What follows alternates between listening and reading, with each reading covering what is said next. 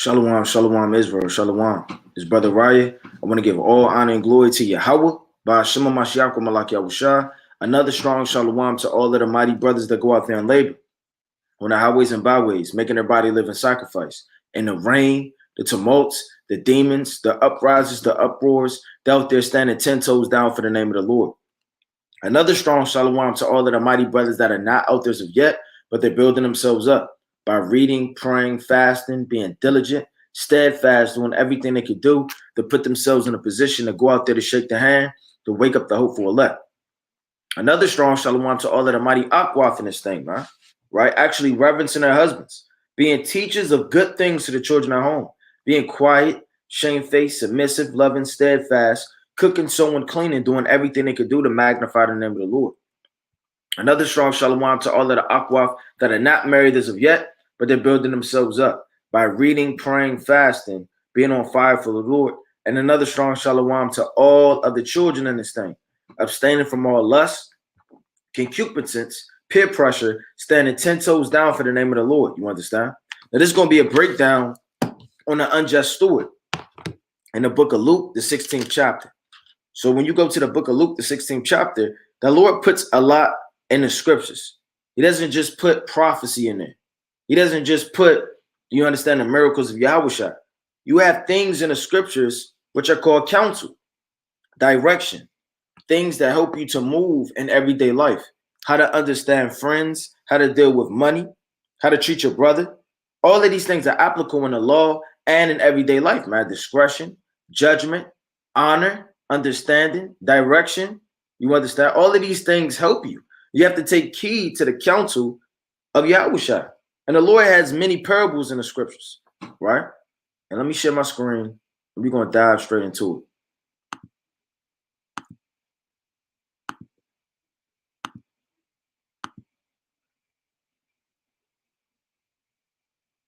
All right, shalom, shalom to all of the mighty saints, right? All right, we're going to jump straight into it. Let's go to the book of Psalms, right? It's the book of Psalms, chapter 72, and verse number 1, and it reads, "Give the king thy judgments, O Yahweh, and thy righteousness unto the king's son. He shall judge the people." Salakia. We get 78. Verse 78. Chapter 78 and verse number 2. "I will open my mouth in a parable. I will utter dark sayings of old." So the Lord said he's going to open his mouth in a parable. So as you read these parables and jump into the spirit, you understand the Lord breaks down things that are applicable for men to apply on more than one fold. You may read it on a spiritual fold, and then you may read it on a fold to where it's applicable for everyday life. And you got to know how to move in this life, man. This life has snares, traps, battles, right? And the Lord gives you counsel in the scriptures, right? Let's go to the book of Luke, chapter 16 and verse number 1. It's the book of Luke, chapter 16 and verse number 1. Right? Right, and it reads, "And he said unto his disciples, there was a certain rich man which had a steward." So what is a steward? Let's go to the definition of a steward.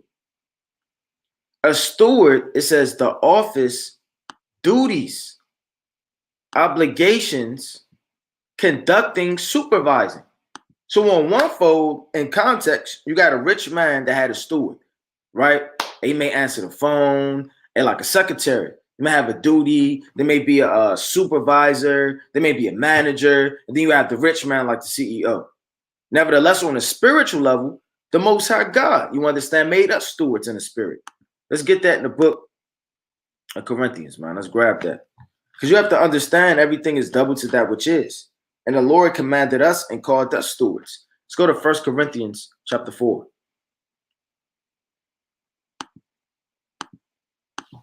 And it reads, "Let a man so account of us as the ministers of Yahweh."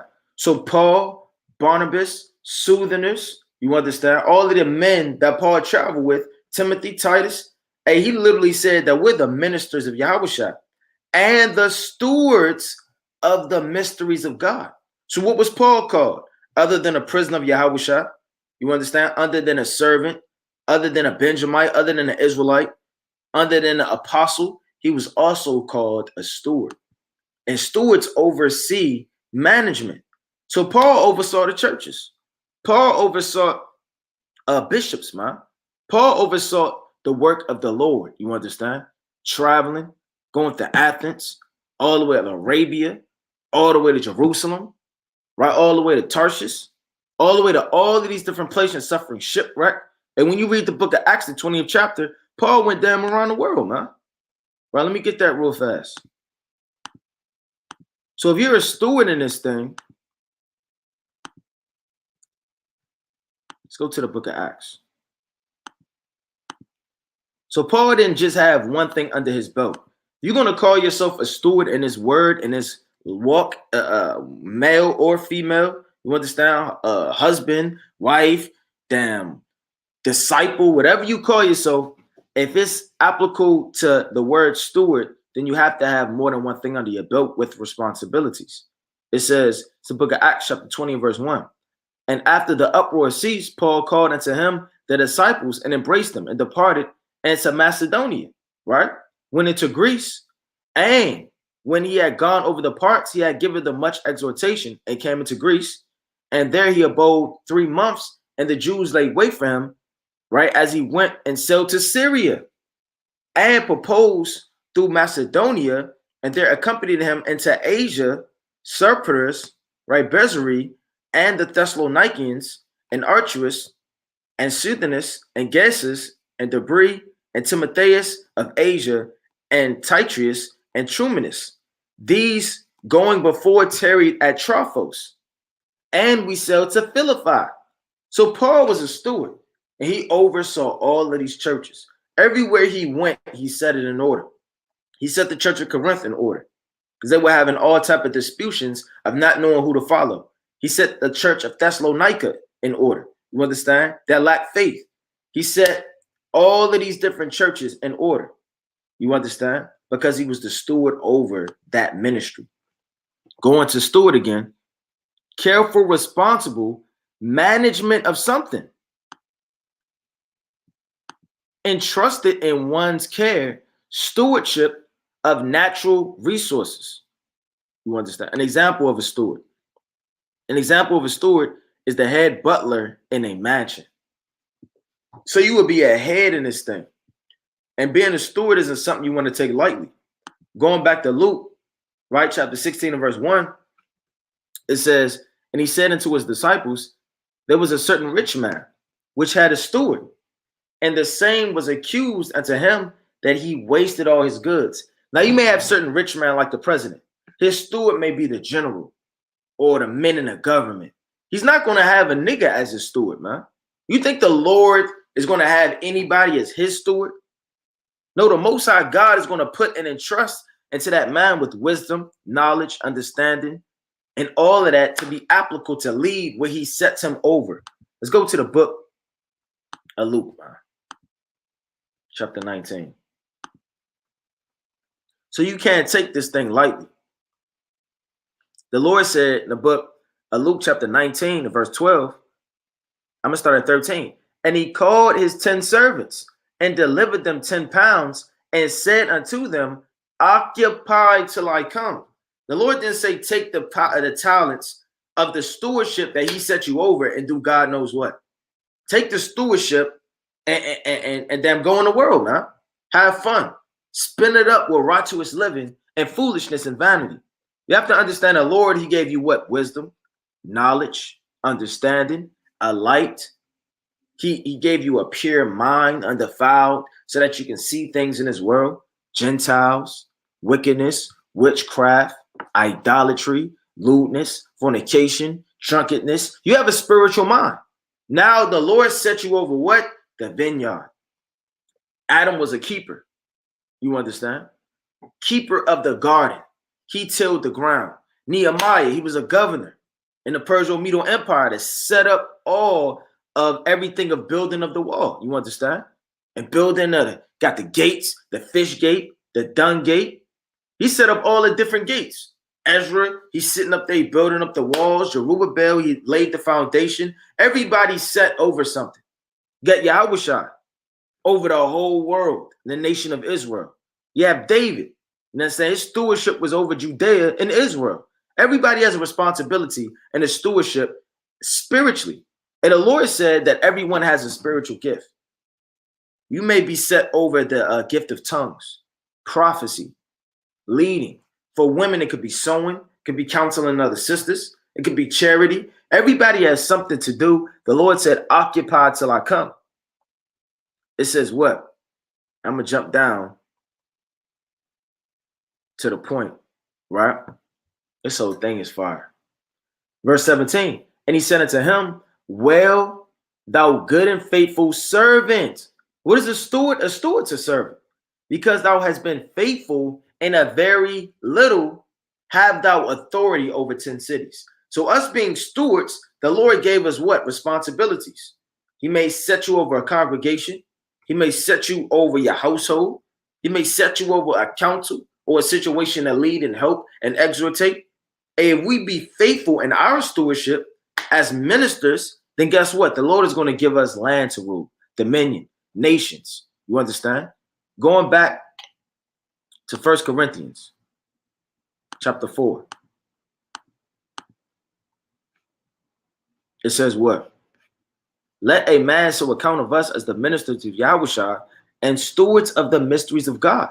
So Paul said he was a steward over the mysteries of God, meaning he oversaw that office of the mysteries. What mystery was it? Of the Gentiles, of the uncircumcision, of the drafting in, of the things that those Jews did not understand in Judea, but he did. You understand? Through the mercy of Yahweh.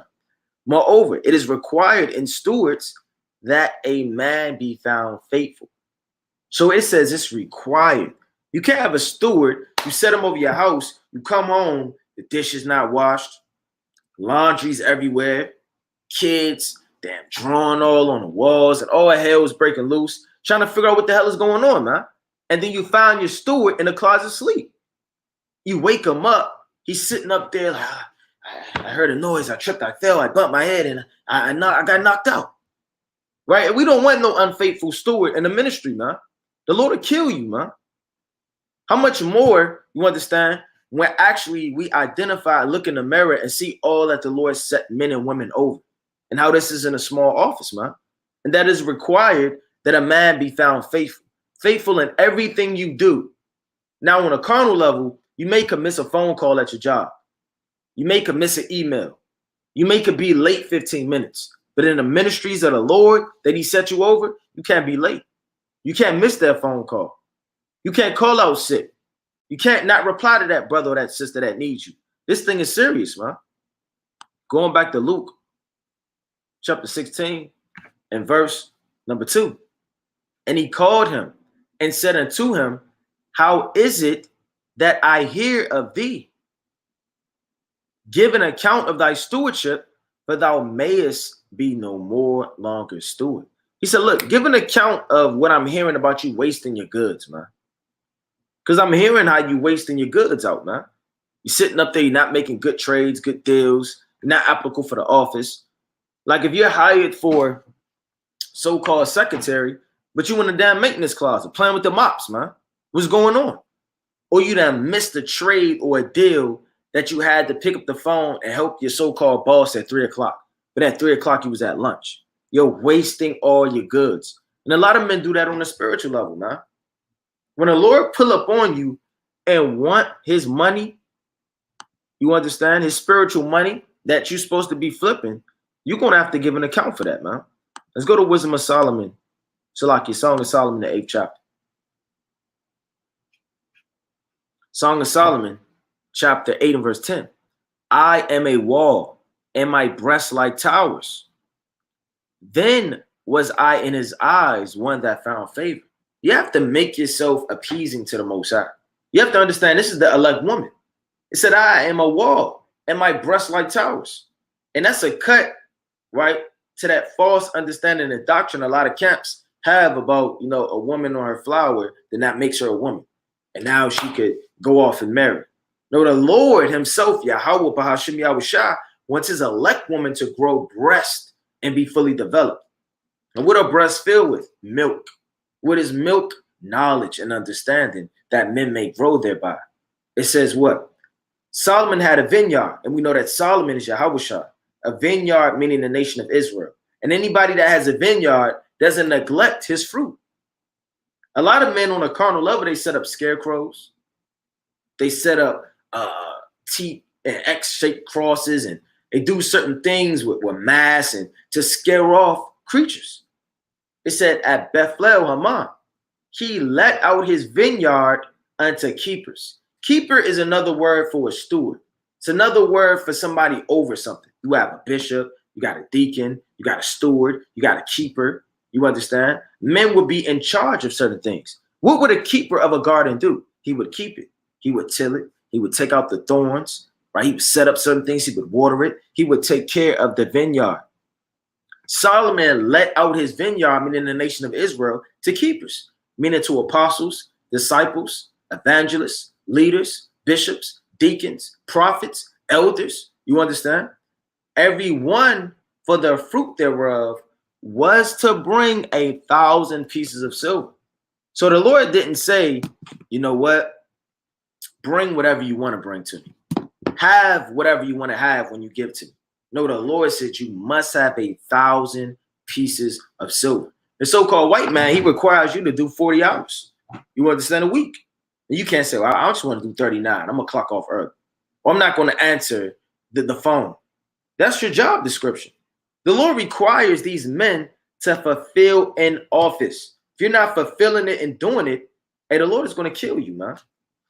Playing upon tables. And that's for sisters too. You know, if sisters aren't cooking and cleaning, taking care of the children, magnifying their office, sewing, alms, charity, if they're not helping, because a woman was solely created to bear children and to help a man. Because a woman is a newly created creature. They didn't have women in the third heaven. Prior to the earth being created and man on a physical level, which is nothing more than the image of Yahweh, women didn't exist. You were solely created to repopulate and help. If women are proud, they do what they want to do. They don't want to fulfill their office. They don't want to help. They want to go off with their own mind, you understand, and fulfill their wicked lust and desires in this world. They will be destroyed, man. The same with man. Man wasn't made to be a basketball star, an athlete, a rap star, a singer, a dancer, a damn theologian, a philosopher, and a scientist, man. Man was created to bow down to Yahweh Bashem Yahushua and fulfill his will and keep his commandments and get the nation in order. So if he's not fulfilling his office, guess what? He's going to get destroyed, man. It says what? Let's go back to it. So everybody has to bring something of their stewardship. Everybody has to magnify the office that the Lord set them in front of. If you don't, if you're slothful, if you're not fulfilling it, then guess what? The Lord is going to remove you from that office and you will be an unjust steward. You will be an unfaithful steward. The Lord said, and he called him and said unto him, how is it that I hear of thee? Give an account of thy stewardship, for thou mayest be no longer steward. And the Lord may pull up on you and ask an account of all your works. I mean, what have you been doing this last week? You haven't made no videos. You sitting up there. You didn't counsel anybody. You haven't fasted all week, or in that matter, 2 or 3 weeks. You haven't been to camp. What have you been doing? Give an account of your stewardship, man. Now, on a carnal level, you get called into a detention or an office when you were younger in school. Then a so-called, what they call them, principal. What have you been doing? You've been skipping class. Explain yourself. You sitting up there, you got to explain yourself. Your so-called boss call you in there. Yeah, you've been late 3 times. This is the second time I'm talking to you. What's going on? You have to understand the mind of a Lord in this, or the rich man for that, and the account of a stewardship. Because a stewardship is set over everything. So if it's an unfaithful steward, then the whole congregation could fall. The whole company could fall. So many things can happen because of you being unfaithful. Right? It says what? I am resolved what to do, that when I am put out of the stewardship, they may receive me. Salakia, verse 3. Then the steward said within themselves, what shall I do? For my Lord taketh away from me the stewardship. I cannot dig to beg. I am ashamed. Right? We can't beg and damn do folly and foolishness, man. We're not a begging people. Let's go to the book of Sirach. I just don't have the book of Sirach. Shalaki, bear with me.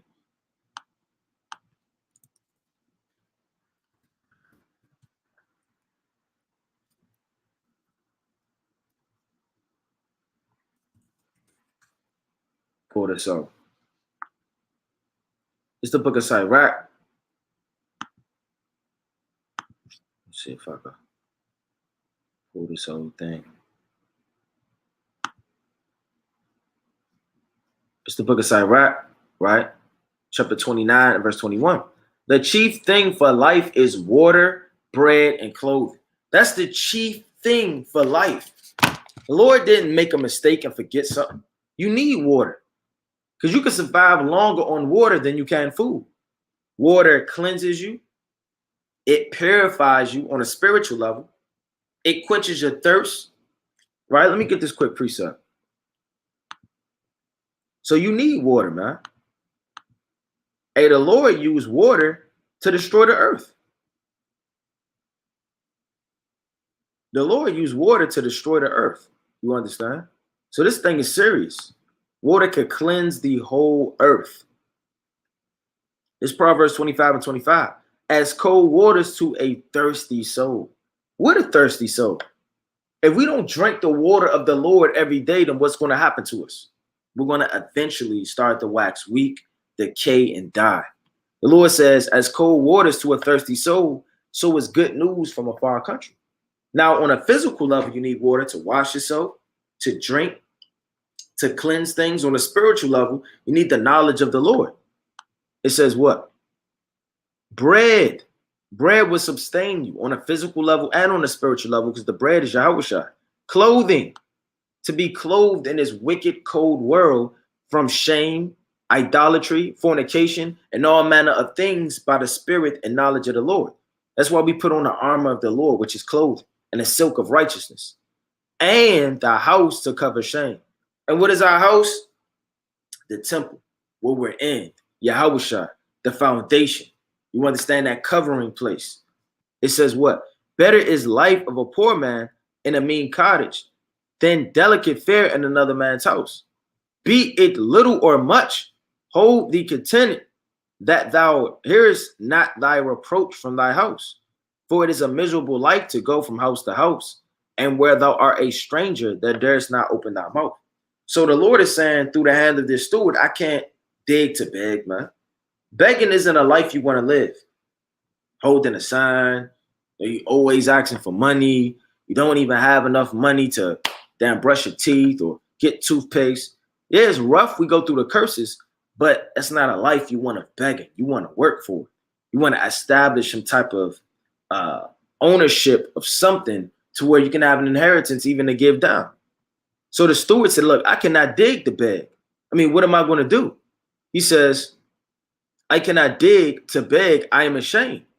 I am resolved what to do when I am put out of the stewardship. They may receive me into their houses. So, what am I going to do? A lot of people, when they get removed from something, they take a lot from them. Imagine if you have a child, you wiping their behind every day, you washing them, you feeding them, then your child just get taken away. And that was your responsibility to take care of it. It may hurt you. A lot of people take pride in their jobs. Now they got a reward on the wall, employee of the month. They walk in McDonald's, right? They're pointing up there, look at my face, right? They're sitting up there, they're happy. And a lot of people, they get off on the military with all their little ribbons, man. Look, I got this, I went that, I did that, and I did this. But a lot of people are happy of their stewardship, what they've accomplished. So this man is like, what am I going to do if these things be taken away from me? So he called everyone his Lord's debtors. Who is the Lord? Is talking about that rich man. He called those men that owe him money. The whole parable is going into making wise decisions, making quick decisions, making decisions on your toes. Now, 9 times out of 10, when you're in a sticky situation, You can't just read a whole breakdown. Okay, I have to go to the words of the Lord. I have to read 1 Corinthians, the 9th chapter. You may not have time for that, brother. If war arises and Judas Maccabeus is with his armed soldiers and he's going into war, he doesn't have time to read the book of Genesis, man, and pull his 17 precepts to find out what he's going to do. You have to make quick decisions. You have to think wise on your feet. Somebody may come to you and then you may perceive something and then you switch up the tempo and now you move accordingly, subtle through the spirit like David did. David was very subtle. David knew how to move. David drooled on his beard and famed himself a madman. David hid in the field. David did a lot of things. David could have killed Saul in the cave, but he didn't. Why? Because he was the Lord's anointed.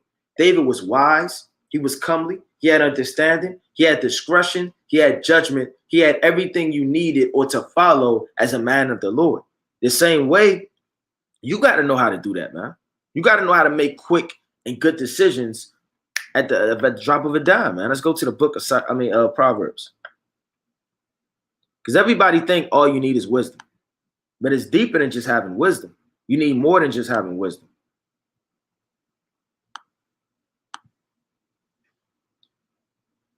Wisdom of the precepts, or wisdom of, I should say, breakdowns or prophecy is not going to save you in certain situations. It's not applicable. You break it down. Okay, I know the 10 horns. I know the 7 heads. I know all the alliances in the Bible. I know how many missionary trips Paul went on to the church of Galatia. It's not going to save you or help you when your back is against the wall and you need to move out through discretion and through knowledge and understanding. This is Proverbs 24 and verse number 3. Through wisdom is an house building. So you have to have wisdom in order to build a house. What is the wisdom? Yahweh Shai. You build up your house. You build the foundation first, which is Yahweh Shai. Then you build up the door. Then you build up the attic. Then you build up the walls. Then you got the screw. Then you take the hammer. You're knocking it in, the hinges, the cedar wood, the fig trees. You're shaping it all up. You're making a backyard. You got a deck. The house is builded through chiefly Yahweh Shai, which is wisdom and knowledge and understanding. Everything goes back to the scriptures. And by understanding is it established. So you have to have understanding in what you read. You can't read it or know it and not keep it. And twofold, you can't have understanding in a lot of things. You can't have all the wisdom of the world. So like all the wisdom of the scriptures, I have no wisdom of the world. I mean, what do you do to this thing? What do you push this button? I mean, how do you put gas in this thing? You click it? Do you rub it? Does it go in this part? Does it go in this hole in the engine and pop the trunk? You sticking it in the damn engine, man. You putting all this gas in your engine because you see that little hole. You didn't know if it went in this part or does it go into that part. You have no understanding in anything.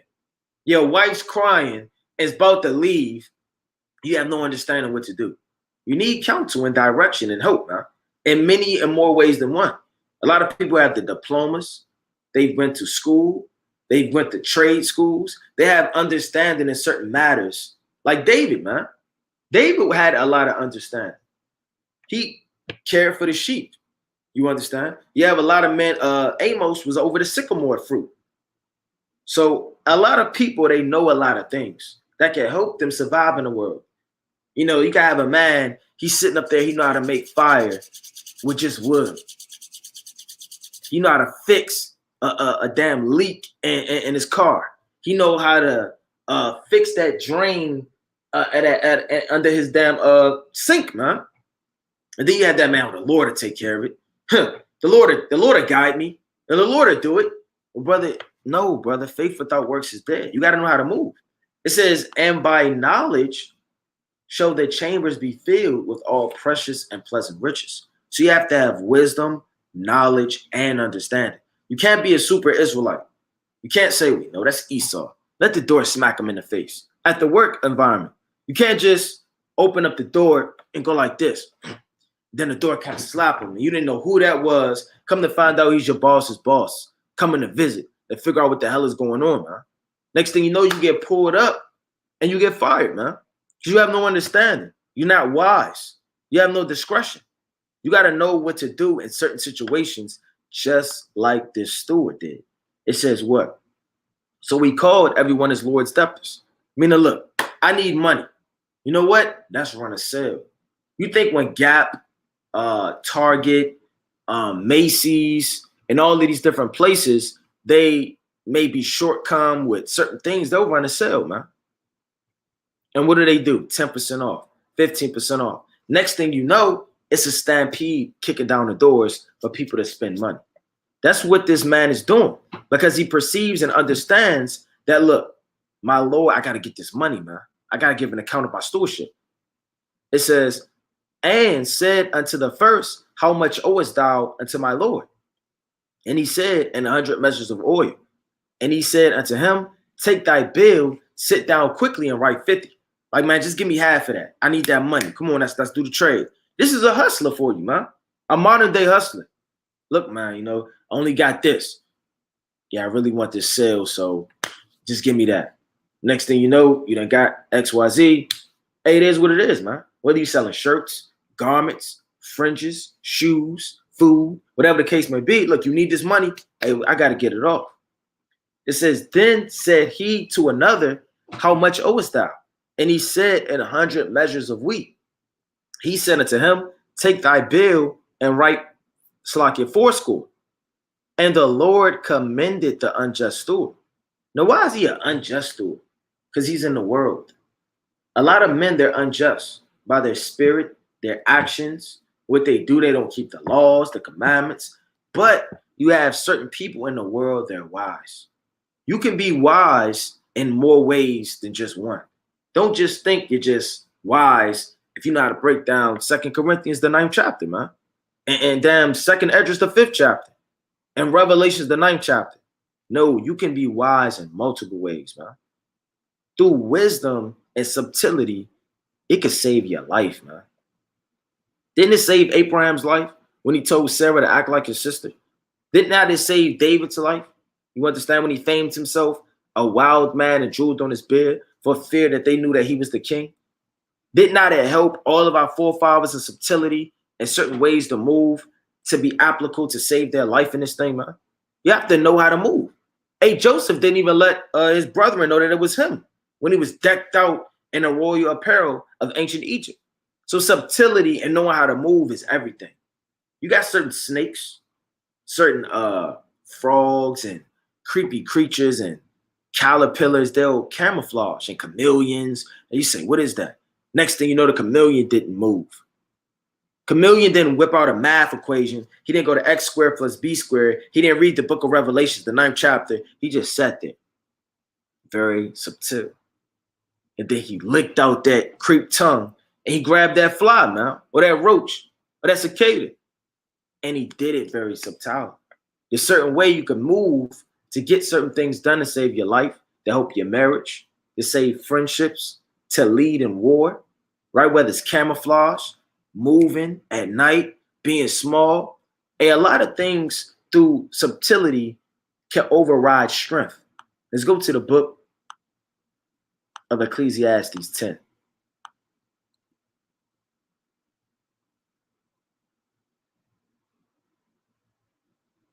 Right? And it reads, if the iron be blunt and he do not whet the edge, then must he put forth more strength.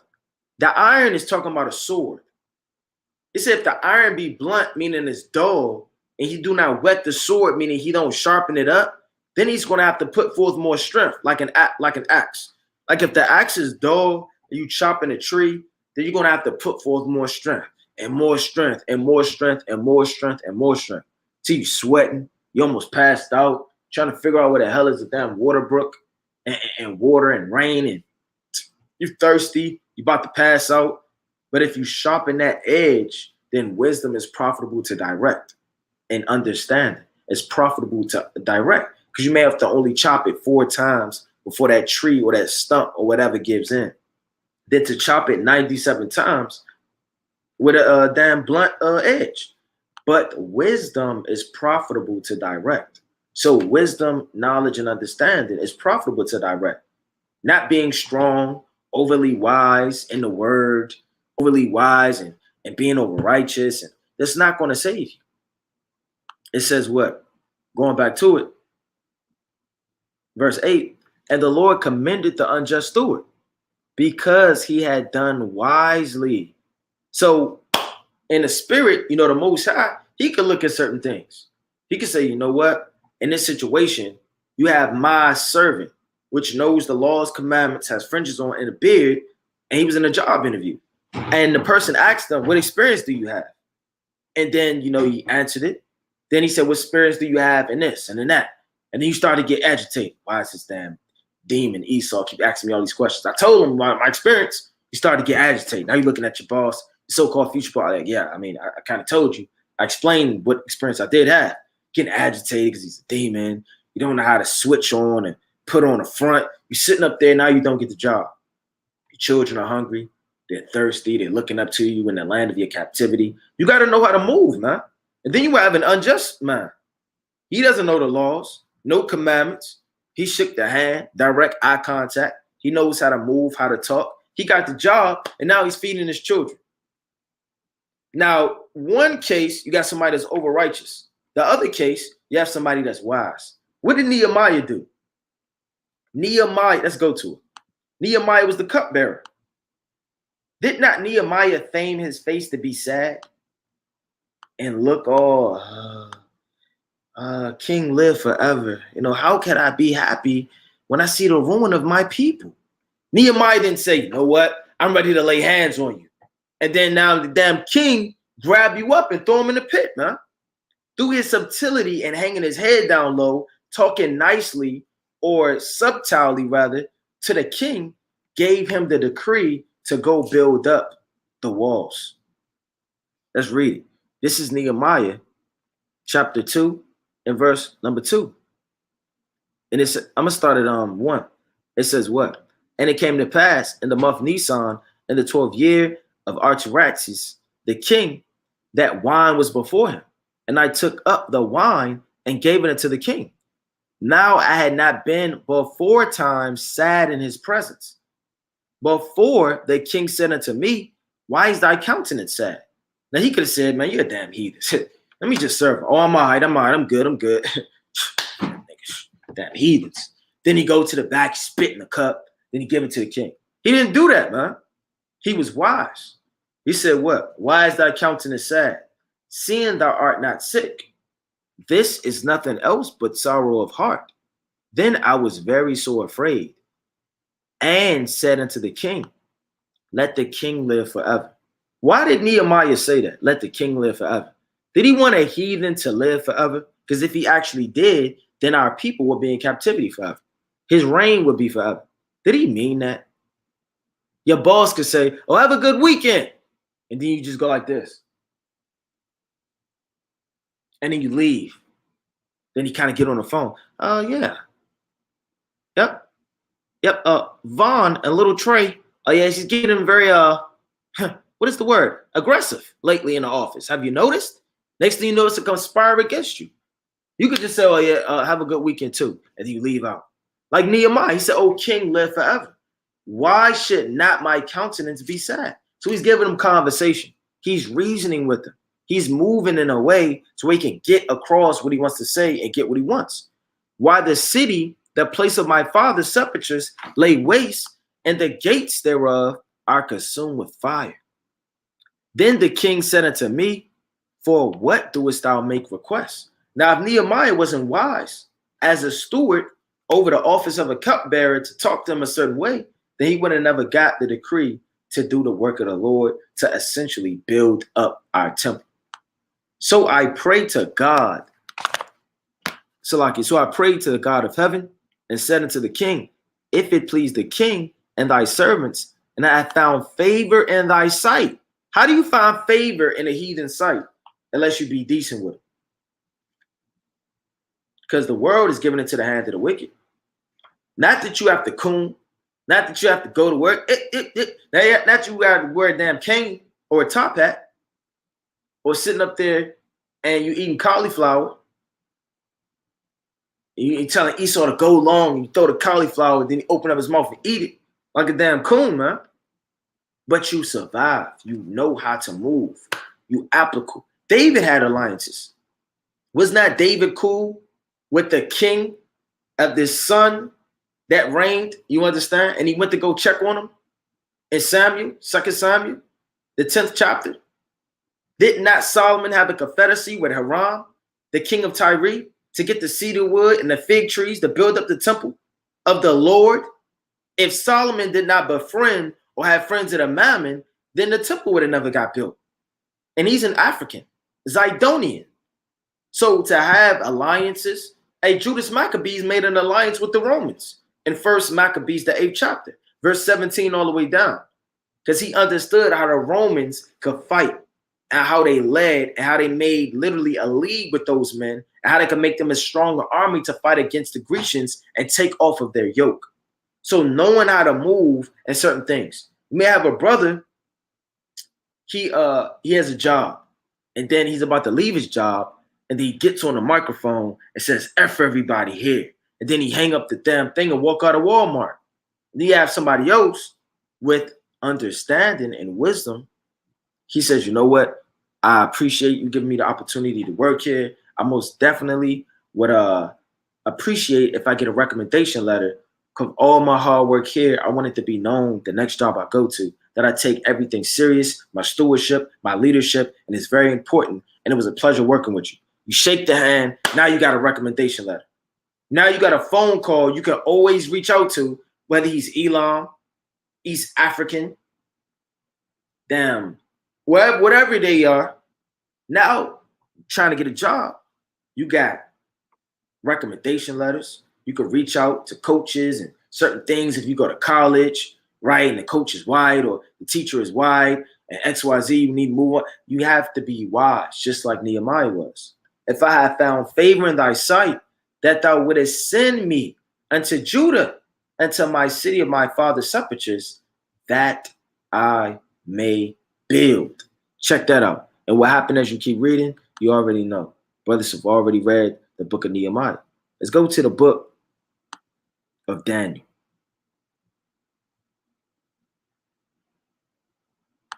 It's the book of Daniel, the 6th chapter.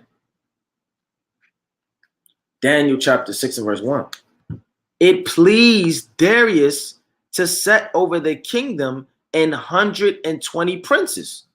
So Darius, you understand, it pleased him to set over his whole kingdom 120 princes, which should be over the whole kingdom.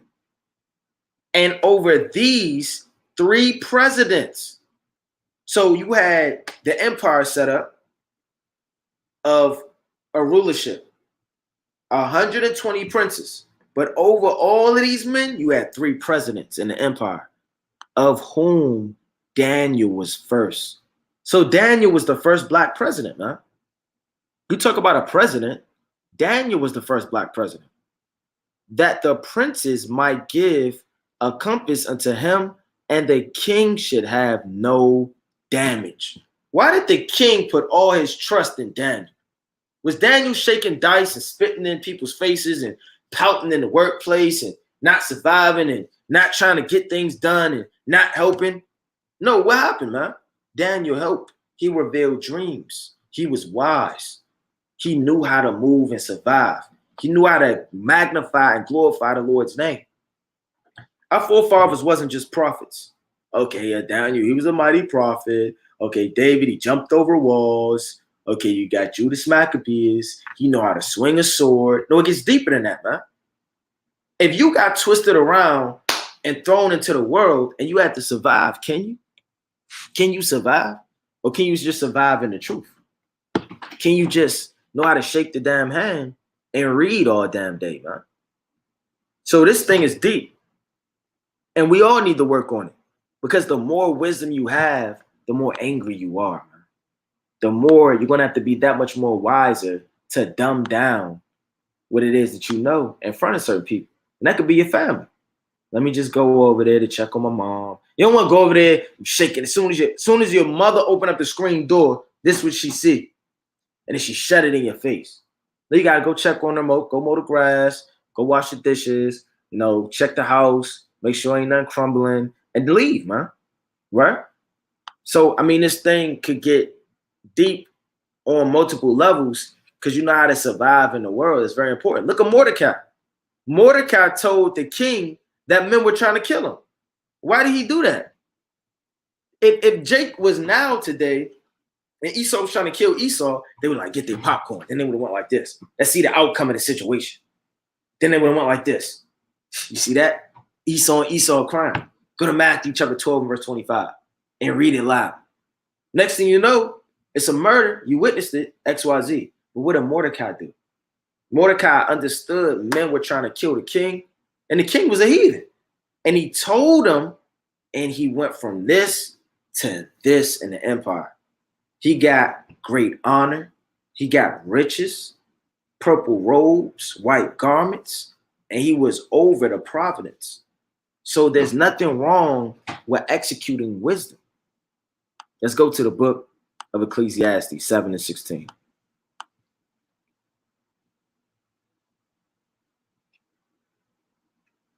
Be not righteous over much. You don't have to wear your cape at work, right? You don't have to go like this. Hey, excuse me. I have to make an announcement. I have to let the whole cubicles of the floor know what these are. Go to Numbers chapter 15, verse 38. And then you start reading. Or you don't want to just fame yourself a certain way. You understand? Hey, octopuses, they know how to camouflage, man. That's what makes that's his defense mechanism. An octopus doesn't have 97 teeth. And they're as long as elephant tusk. An octopus doesn't have super strength like a damn rhinoceros, man. An octopus can't swim faster than certain sharks and damn creatures to get away or to attack. It's not the strongest thing in the ocean. But you know what it does? It uses subtlety. And it blends in. It digs into the dirt. It hides. It moves. It's sly. It's slimy. It'll get through cracks and holes. And sometimes that's stronger as a defense mechanism than 1,000 teeth and 3,000 damn bite force on some metal, man. The Lord said, be not over righteous. So like you be not righteous over much. Neither make thyself over wise. So you don't want to be over wise. Why shouldest thou destroy thyself?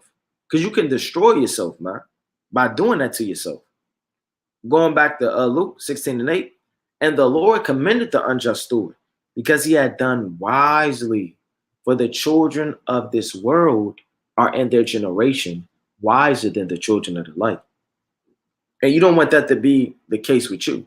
You want to be wiser than the children of this world, spiritually and in the world, with knowledge and knowing how to work. And I said unto you, make to yourselves friends of the mammon, of unrighteousness.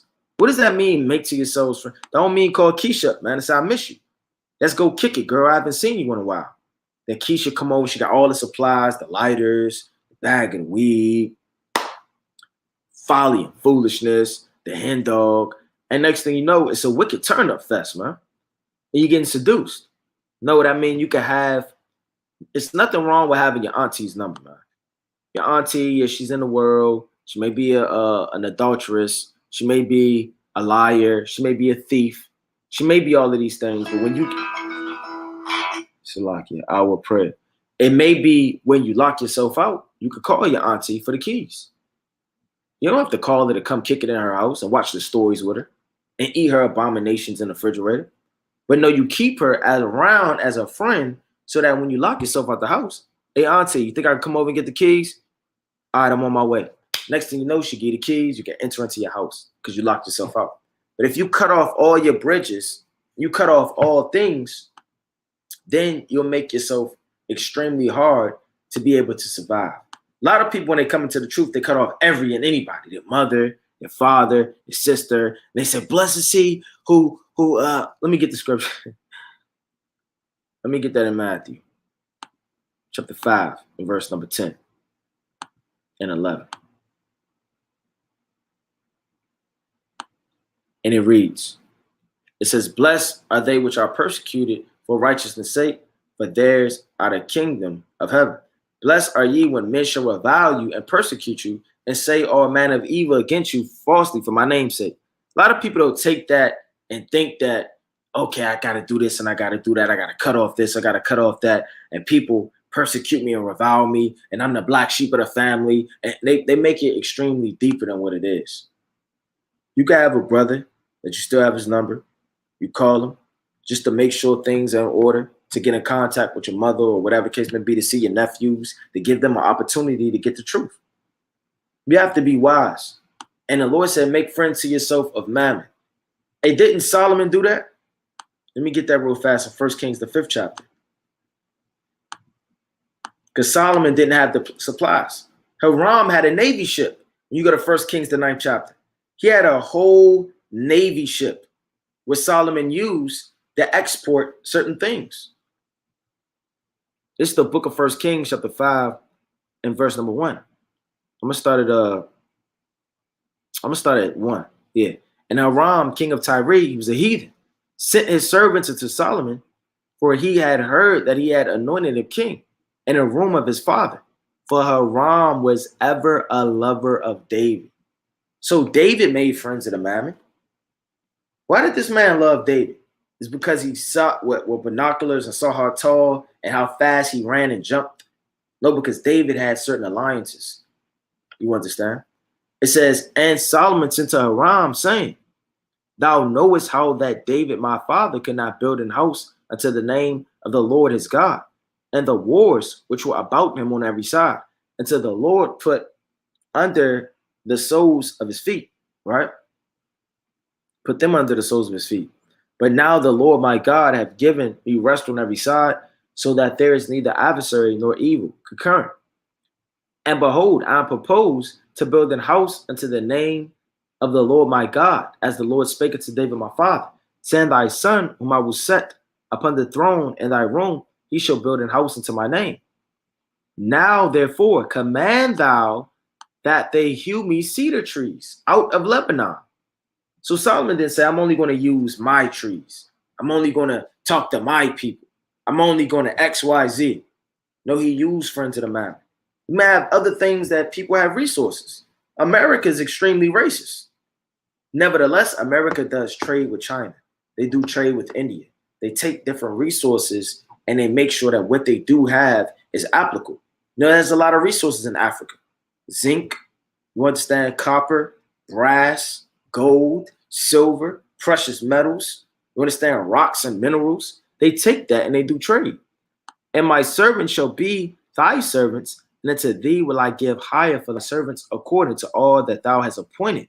For thou knowest that there is not among us any that can skill hewer timber like unto the Zidonians. Why did he say that? Solomon said, look, I know it's nobody that's skilled in hew timber like the Zidonians. I mean, look, I know it's nobody that could do XYZ like you. So I need you to help me with this. That's being wise. He didn't say, look, you stinky Zidonian, you give it up or I'm going to take it. He didn't move like that. So you have to understand certain things, and the Lord is commending the unjust steward. So us as the children of the light, we got to cut out being too over righteous and not being wise in certain elements that we have to move in, man. Because through subtlety, like I just brought out early, that's going to help you out go a long way. Right? Verse number 9. And I saw, Slakia, and I say unto you, make to yourselves friends of the mammon of unrighteousness, that when ye fail, they may receive you into everlasting habitations. Right? Don't burn all your bridges. Use some of them to continue to excel, because the Lord can use anybody. The Lord uses heathens in the Bible. He used Nebuchadnezzar for dreams. You understand? For Daniel to break down. He used Pharaoh for dreams for Joseph to break down. He that is faithful in that which is least is faithful also in much.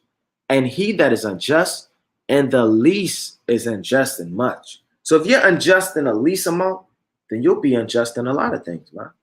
So if you're unjust in certain matters, the Lord isn't going to give you all that you require and want, because you're not strong enough, yet subtlety is not smooth enough, and you're not strong enough and wise enough to do certain things, man.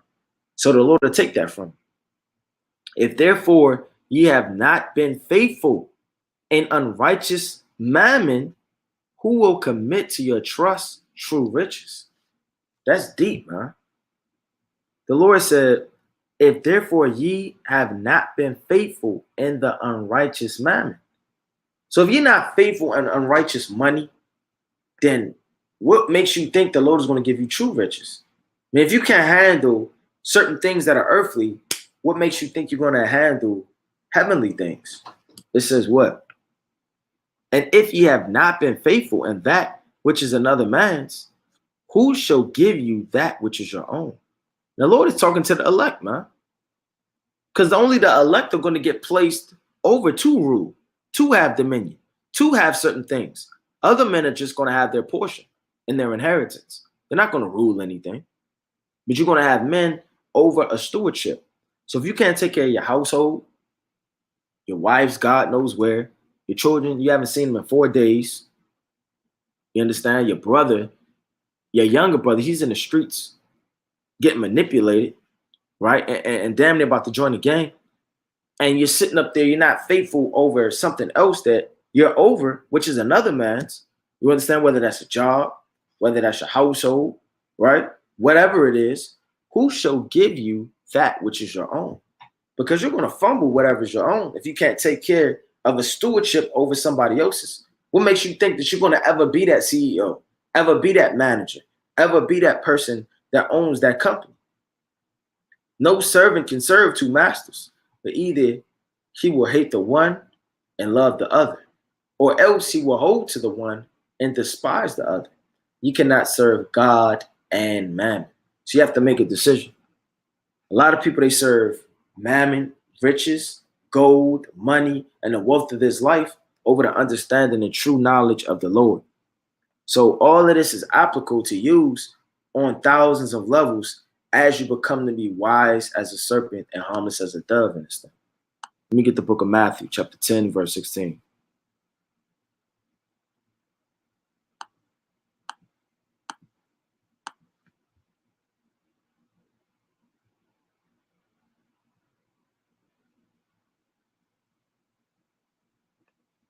Right? And it reads, behold, I send you forth as sheep in the midst of wolves. Be therefore wise as a serpent and harmless as doves. So the Lord commanded you to be wise as serpents, right? And harmless as doves, right? Not to be a foolish woman in a chat with no understanding. The Lord never commanded people to speak in the church or to teach or sideline teach. It's not in the Bible. What the Lord did tell you to do is to be quiet in the church and read, learn with all submissiveness, man. So long story short, if somebody doesn't understand or it's too deep for them, then that's to their destruction. The Lord doesn't reveal all things to all people. The Lord said this in the book of Genesis, right? Let me get this in the book of Genesis. Because this isn't for everybody. Subtlety is too deep for a lot of people to perceive and understand. It's the book of Genesis, chapter 40. And I'm going to get straight to the point. This whole thing is fine. It's the book of Genesis, chapter 41. And I'm going to start at, I don't want to read too much. I'm going to start at,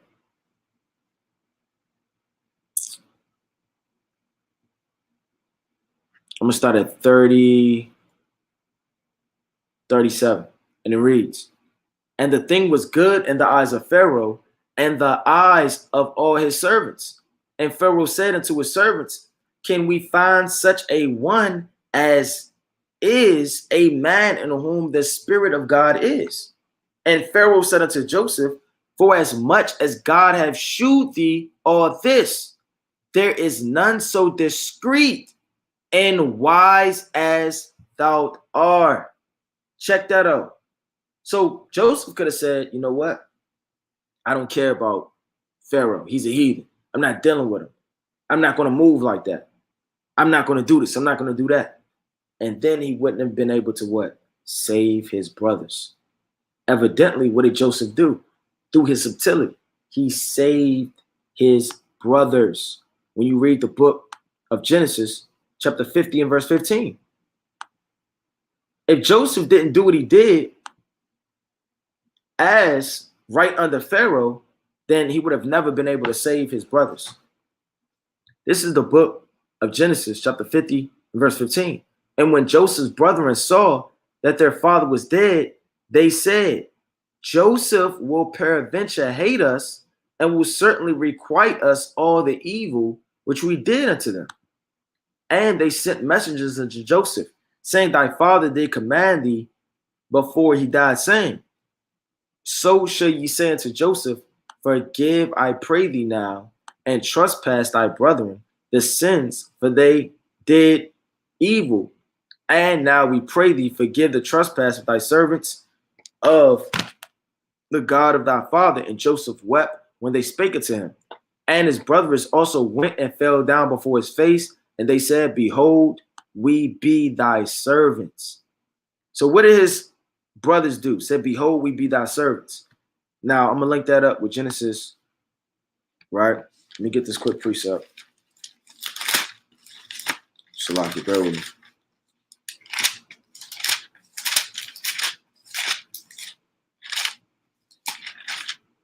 Genesis chapter 43. And it reads, and the famine was sore in the land.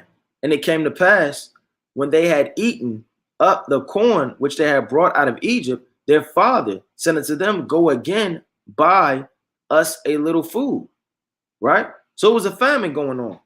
So who essentially helped them be able to eat food when they went to the land, you understand, of Egypt? Joseph. Joseph, through his office, through discretion, through wisdom, through being a steward under Pharaoh. You understand? So moving in the spirit of subtlety and understanding is very wise. And so many occasions all throughout the Bible. Let me get this other one in the book, right, of Esther. It's Esther chapter 10. It's Esther chapter 10 and verse 2. And all the acts of his power and his might and declaration of his greatness of Mordecai, whereunto the king advanced him. It said the king advanced him. Now, is the king going to advance you? Who does the Lord use to pay your bills, to clothe you? Our enemies. Why? Because of the curses. That's not going to be forever. It's not going to be, for forever and a day. This is our punishment for being in captivity. Nevertheless, through being wise, what happens? The Lord looks out for you. Did not he look out for Jeremiah when Jeremiah was in the pit and he even pulled him up? Did not the Lord look out for Jeremiah when you literally had the captain of the guard under Nebuchadnezzar and he looked well to Jeremiah and all his goings in the book of Jeremiah chapter 39? Did not the Lord look well to Mordecai in captivity? And he got advanced, you understand, under the king. Did not the Lord, Salakia, look well in captivity to Nehemiah, to Daniel being the first black president, to Nehemiah building up, you understand, the gates, to Joseph, you understand, in the Egyptian captivity? It says, whereunto the king advanced him, are they not written in the book of the Chronicles of the Kings of the Media and Persia? For Mordecai and the Jews was next unto King Artaxerxes, and great among the Jews, and accepted of the multitude of his brethren, seeking the wealth of his people. So what happened when he came into power? Right under him to help. He sought the wealth of his people. So you can help in many ways. So you don't want to be that unjust steward or that man that does not know how to make deals, doesn't know how to move in subtlety, doesn't know how to be wise, and is not apt to make certain situations happen at the drop of a dime. You have to be wise. You have to know how to move in this thing. Right? Let me read that last precept I was about to get in Matthew, chapter 10, verse 16. right? And it reads, behold, I send you forth as sheep in the midst of wolves, man. Everywhere we go is wolves. Hey, they might even let you in the store because you're too aggressive. They may not hire you because of God knows what. They may not do this, or you may get pulled over. You say, Nick, I'm an Israelite. What do you mean? You're a heathen. You start getting aggressive. Next thing you know, you got a club over your damn head and you're getting beat, man, and blood is coming out of you slowly. You wake up in a cell with shackles on. We's are wolves out of here. We're sheep. The Lord sent us forth as sheep in the midst of wolves. Be ye therefore wise as serpents. He didn't say superly aggressive. He didn't say take a bat and bust a car in. You got to know how to move in all type of situations, man. And that's what made David so wise, man. Let me get that precept too. All right. I'm going to pour that next. Right. But the Lord said, therefore be therefore wise as serpents, right? And harmless as doves. So all of these things are applicable for wisdom, knowledge, and understanding to direct, right? And it says what? And harmless as doves. Let me get that.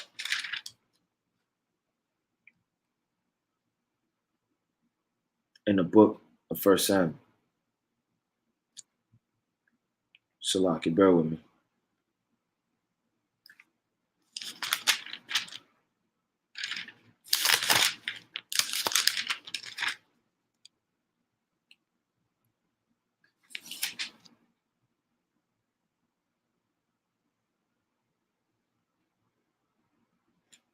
Let's go to the book of 1 Samuel. It's the book of 1 Samuel, chapter 18.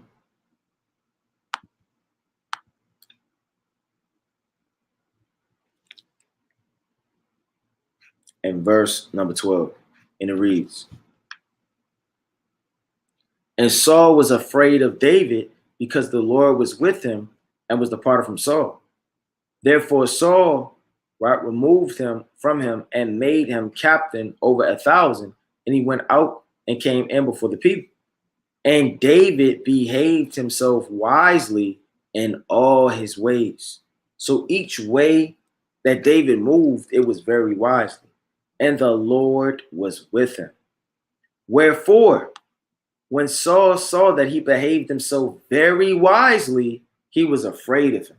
So what makes somebody extremely afraid of somebody? When they're very subtle, they know how to move, and they're very wise. And that's how you have to do, man.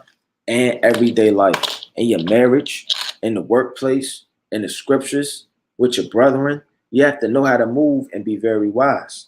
And take the accounts, the leadership that the Lord has given to you, right, through the hand of our forefathers, leading us to counsel and understanding and directing us into being perfect in the last days, man. But with that, I'm about to close out, giving all honor and glory to the Most High God, Yahweh, by Shema Mashiach Malak Yahushua. Continue to read, pray, and fast. Be on fire, be diligent. And the new moon is the night at sundown. So if you didn't know, now you know. Get everything together, get the yan, get the food, get everything you got through the spirit. Call up your brothers and your sisters. Make sure that everything's in order and do everything that you can to magnify the name of the Lord in the last days. Shalom.